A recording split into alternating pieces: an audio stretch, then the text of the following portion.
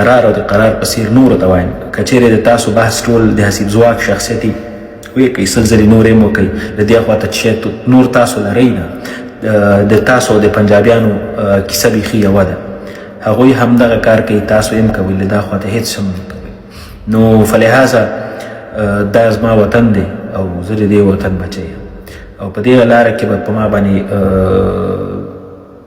بدې ورځې هم راځي ترخې ورځې به هم راځي زه نه یوازې بلکې هر یو بل ملګری چې په دې لایف کې زموږ سره په دغه دایه کې ګډ ناست ده کنځلې به زه اورم سپکې به زه اورم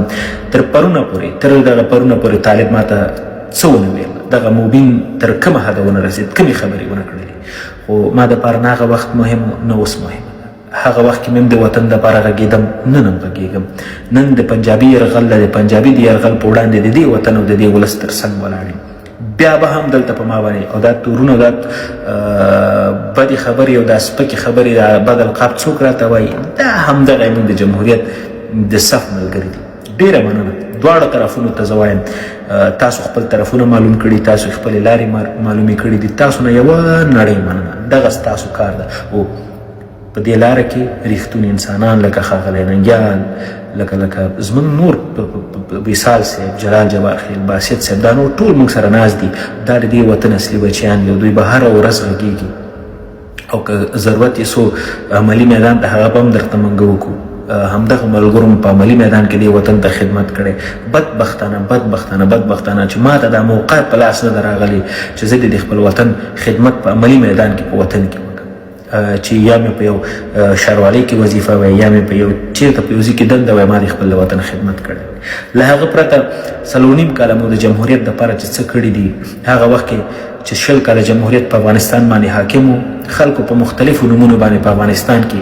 پیسې ټولولې او د فیسبوک له لارې د پوسټونو له لارې د لیکونو له لارې دغه د تاسو ټول کار و ما مګر هم په هغه 20 کاله جمهوریت کې پردې تر شا پټ خپل فیسبوک پاڼه درلودله د افغانستان مای لو دغه فیسبوک پاڼه ما لیکنې کولې د خپل وطن او دغه جمهوریت په دفاع کې چې کله هغه خلاص و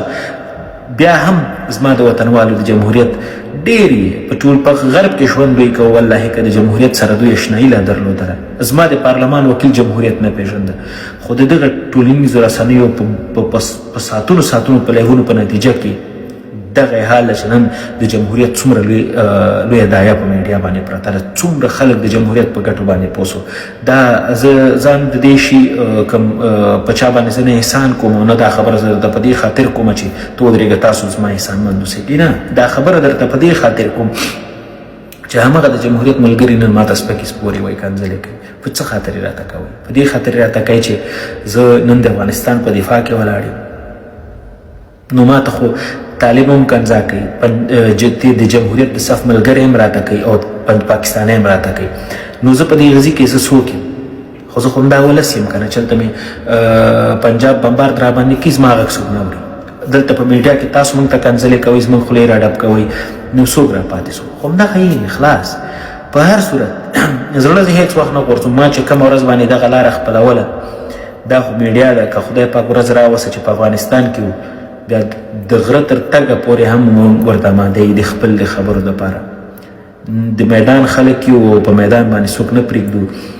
د تیر جمهوریت ملګري ځینې داسې وایي چې وترې طالب په ملاتړ ودرېدلی نه د طالب په مقابل کې چې پرون زما کومه دایه وه هغه لا لږه ضعیفه وه نن چې مې کومه دایه خپله کړې دا تر هغې پرونۍ دایې لا ډېره قوي ده پرون مې چې طالب ته کوم ارګومنټ مخې ته کېښوده تر هغې نن زه قوي او قویتر مخ ته ږدم نو په سپکو سپورو باندې زه نه کم راځم او نه ټیټ احساسوم برعکس د پښتو کتاب کې یو متل دی که یو کوډ دی وایي چې میوهداره ونه په تیږو خلک ولي نو موږ ته به هم کنځلې کېږي جلال جبار خیل ته به هم کېږي ننګیال صاحب ته به هم کېږي میاخیل صاحب ته به هم کېږي باسط صاحب ته به هم کېږي ټولو ته به کېږي دا چې د وطن خبره کېدو ته به کنځلې کېږي او موږ قبولې دي په سر سترګو مو قبولې دي په دې بڼو مو قبولې دي هېڅ مشکل نشته او موږ به هېڅکله هم په ځمکې پرېوځو نه او چاته به سپکه خبره او سپکه لهجه نه کارو او کوم چې زموږ مخالفین دي او موږ ته مثلا د دښمن په سترګه ګوري تاسو ته هم زه په ژوند کې کامیابي په ژوند کې درته پرمختګ په ژوند کې درته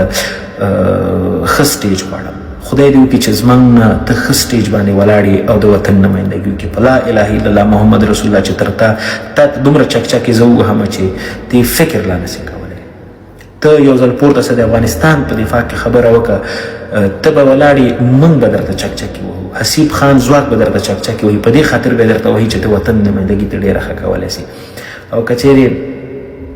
شخصي ګټې دي مهمې وطن نه مهم بیا څوک بیا موږ ته معلومات کېږي چې څوک سم او څوک ناسم زموږ 9:30 بجې کېږي او روژه هم ده په دې وږي نس چې خبرې کوي یو رقم د سړی وږي او بیا په سر باندې سم سر دردېږم نور نه غواړم چې خبرې مې د سیرت بدلې درته وکړم بیا به چې ولا آصف خانه لیونی سوی زه لیونی نه یم روغ جوړ یم خالي وږی یم او زه به اوس شی پخوم جبار خیل صاحب د خدای بدنی لري هغه وایي چې هغه د لوبیا باندې مې ځانونه مړه کړل زه لوبیا نه خورم یاره لوبیا سره زه یو ډول حساسیت لرم چې ویې خورم معده مې سوځوي نو د هغه پخوم چې ورته وایي غوښه پخوم اوس د خیر سره غوښه پخوم په دې کې بخار کې ته چې ښایسته شوروا ځینې جوړوم